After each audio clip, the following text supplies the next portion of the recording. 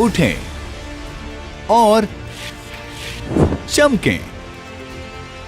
उठें और दिन का पूरा इस्तेमाल करें। सूरज की रोशनी में आप कुछ भी कर सकते हैं। जब सूरज से सब कुछ प्रकाशित रहता है, आपका फोन, आपका घर और भी सब कुछ जो बीच में आता है, ये सुनहरी ग्रिड पर जिंदगी है। पर क्या ये वो राम राज्य है जैसा हमने सोचा था? आप देख रहे हैं क्या हो अगर, और ये है क्या हो अगर सारे घरों को सोलर पैनल से ढक दिया जाए। 2018 में कैलिफोर्निया शहर में एक कानून पास किया गया था जिसके अनुसार 2020 के बाद बनने वाले सभी नए घरों में सोलर पैनल्स का होना जरूरी है। अब आप सोचेंगे कि ये दोनों ही बहुत सख्त और गलत हैं, क्योंकि इससे घरों के दाम $12,000 तक बढ़ जाएंगे। पर यह इससे कहीं ज्यादा समझदारी भरा है। पहला इसलिए कि अब परिवार अपने नए घरों में बचत की वजह से 30 सालों में लगभग $19,000 बचा पाएंगे। और इसी बीच कैलिफोर्निया अपने बिजली उत्पाद का 74% सौर ऊर्जा से करेगा। अफसोस, विश्व में सभी जगहें कैलिफोर्निया की तरह नहीं हैं। अगर हम उनके जैसे करने की कोशिश करें तो क्या हम खुद को असफल करने में लग जाएंगे? असल में विश्व मंच पर कैलिफोर्निया की सौर ऊर्जा पहल कुछ खास प्रभावशाली नहीं है। उदाहरण के लिए ऑस्ट्रेलिया में लगभग 15% घरों में सोलर पैनल्स लगे हुए हैं और बेल्जियम में करीब 7% घरों में, और यूएस में अभी सिर्फ 0.5% घरों पर सोलर पैनल्स हैं। बेशक ये और भी ज्यादा हो सकता है, काफी ज्यादा।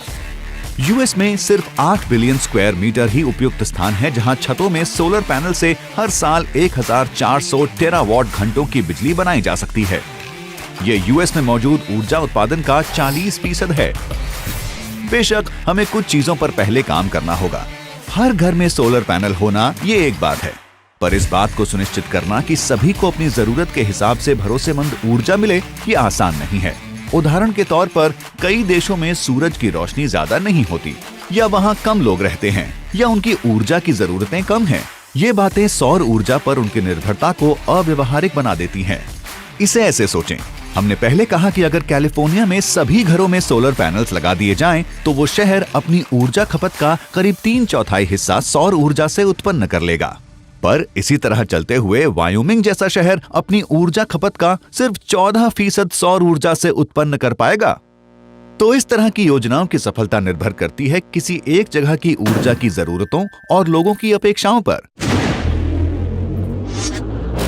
उस जगह मिलने वाली सूरज की रोशनी पर और उस जगह की सीमा के अंदर के जनसंख्या घनत्व पर। वे जगहें जो पूरी तरह सौर ऊर्जा पर निर्भर नहीं कर सकती, उन्हें अपने वातावरण के अनुसार नवीकरणीय ऊर्जा के दूसरे साधनों पर निर्भर करना चाहिए। वैश्विक बाजार में सोलर पैनल्स की बढ़ती डिमांड से कई मिलियन नई जॉब्स और बिजनेस होंगे। इन सारे नए सोलर पैनल्स को बनाने के लिए हमें अपने सिलिकॉन और सिल्वर एक्सट्रैक्शन को बढ़ाना होगा, जो चीन के लिए एक अच्छी खबर होगी, क्योंकि वो विश्व के सबसे बड़े सिलिकॉन उत्पादक और दूसरे सबसे बड़े सिल्वर उत्पादक हैं। हमें ऐसे इंजीनियर्स की जरूरत होगी जो ऊर्जा उत्पादन में ज्यादा तेजी को प्रभावी तरीकों से रोक पाएं। सोलर स्पिल्स जो तब होती हैं जब बहुत ज्यादा ऊर्जा कम इस्तेमाल के टाइम में उत्पादित की जाती है, जैसे कि दिन में जब सूरज की रोशनी ज्यादा होती है और जरूरत कम। ये ग्रिड को खराब कर देती है, जिससे बार बार अंधेरे की समस्या हो सकती है।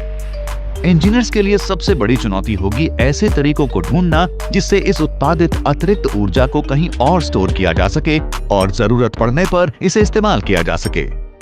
सोलर बैटरीज इसका एक संभव समाधान हो सकता है, पर यह बहुत महंगा है।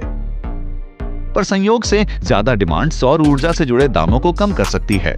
किसी भी स्थिति में इंस्टॉलेशन के बाद लोग सोलर टेक्नोलॉजी से 5 से 10 सालों में काफी बचत कर लेंगे और अपने भविष्य को भी बचा पाएंगे।